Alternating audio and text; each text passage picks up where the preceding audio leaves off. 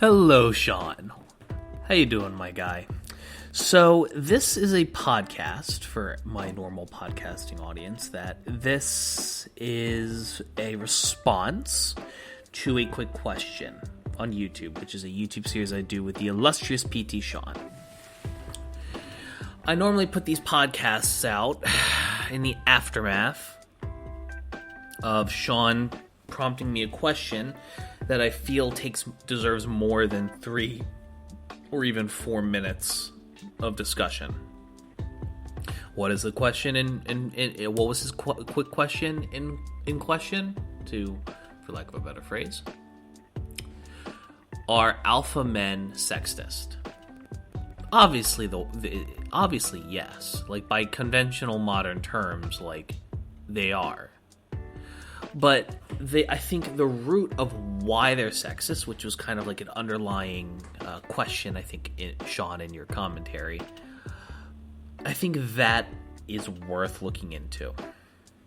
So I'm going to segregate this topic into 2 categories of conversation. The first is, everything kind of has to do with patriarchy. But when I say patriarchy, I'm talking about it in a systematic way, not of just like a big final boss that radical feminists go to fight that it's painted as by a lot of people in this country. No, I'm talking about how society forces men to act and behave and function in certain ways. And the other part of it is how it affects women.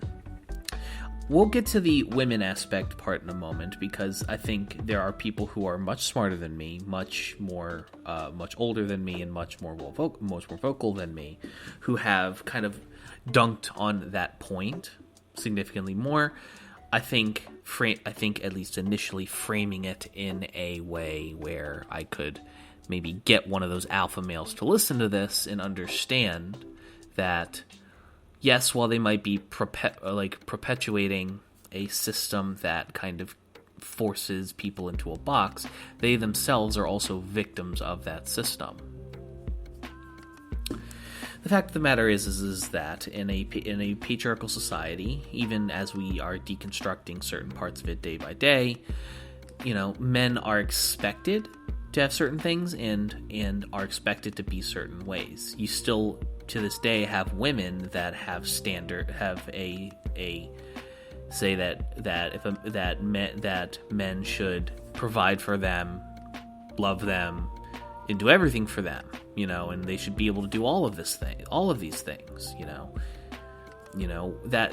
already, there are, for the, critically thinking among you, there are problems with that for a variety of reasons, but I think you can kind of distill a lot of the problems with how patriarchy affects men kind of down to the whole point with women as well. The concept of third-wave feminism is basically the disassembling of gender roles and roles in relationships and roles in society being tied to what is dangling between your legs or lack thereof. The fact of the matter is that I think taking the stance of the most freedom and the most options and opportunities is the best and most healthy way to go for our society, because men don't have to be the ones that work. Men don't have to be the ones that stay home. You don't have to be or do anything.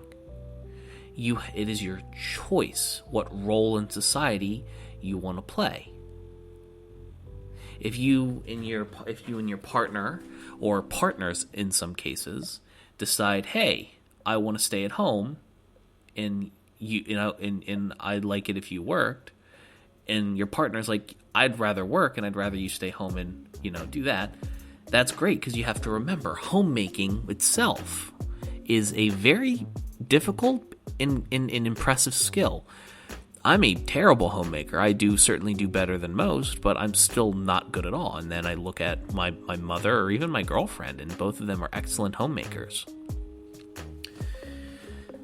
You know, it comes down to the problem I have with people who say, you know, men should be this way or women should be this way.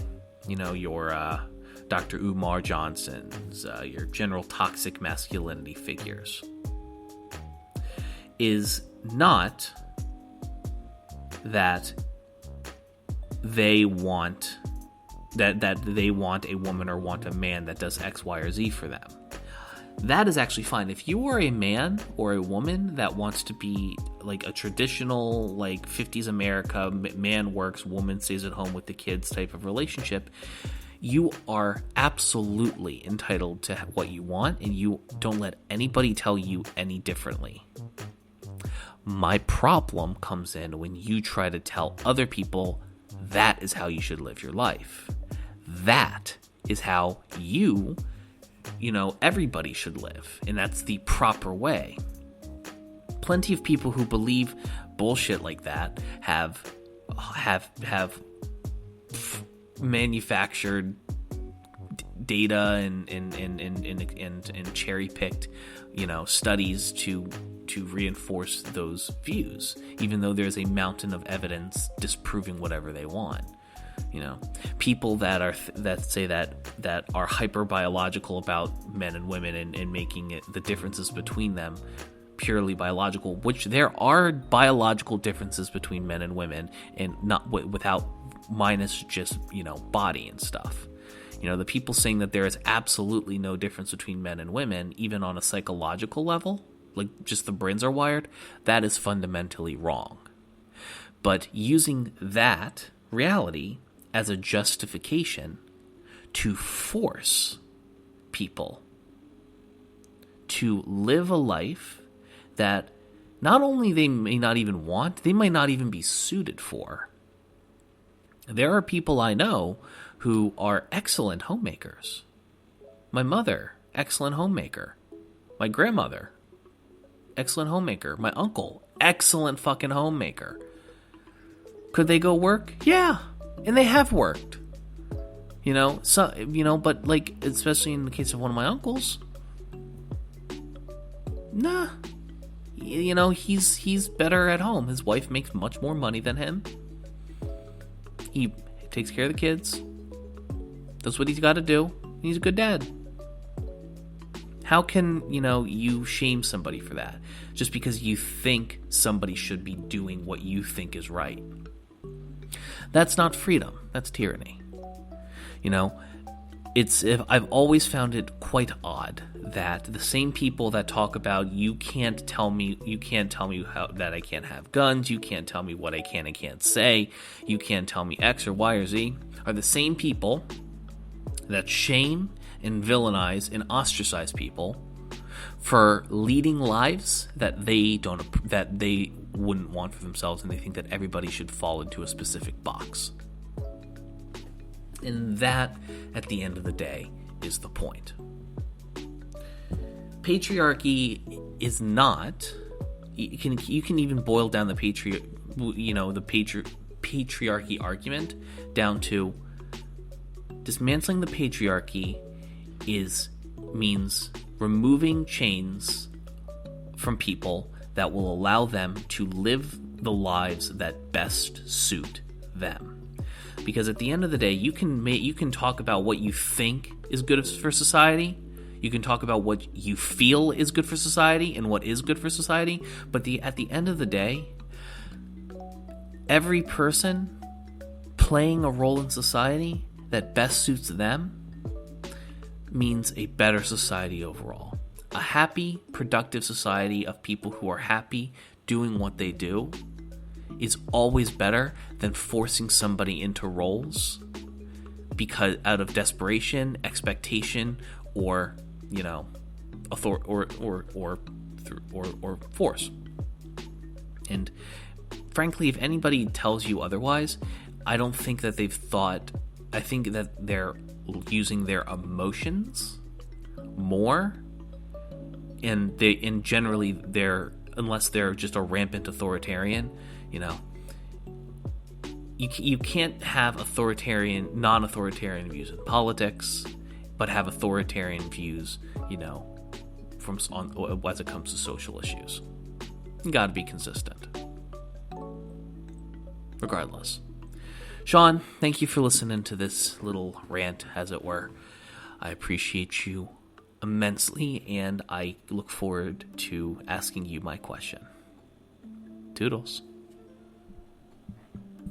Side note, for everybody else listening, please go to youtube.com/c/HIMediaTV, I believe it is. Or YT12. Regardless. And go check out the new quick question video. And also, go check out T. Sean on YouTube as well. Type him in the search bar, check out. He's one of the first people in my featured channels on YouTube. Love your faces. Big thank you to my patrons, and big thank you to my Twitch subs. I appreciate you guys immensely. If you want to support me on Patreon, please consider going to patreon.com/HIMedia. Much love, everybody.